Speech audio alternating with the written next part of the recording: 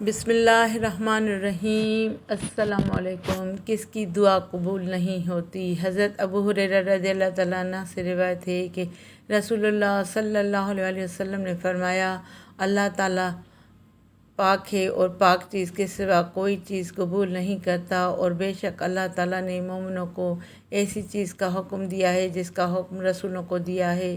چنانچہ ارشاد فرمایا، اے رسولو، پاک چیزیں کھاؤ اور نیک عمل کرو، اور اللہ تعالیٰ ارشاد فرماتا ہے، اے لوگو جو ایمان لائے ہو، کھاؤ اس پاک رزق سے جو ہم نے تم کو دیا ہے۔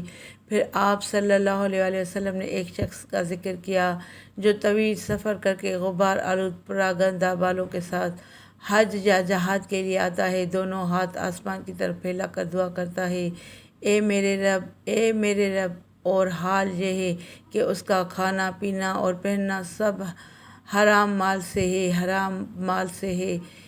حرام مال سے ہی پرورش کیا گیا ہے، ایسے شخص کی دعا کیسے قبول کی جائے گی؟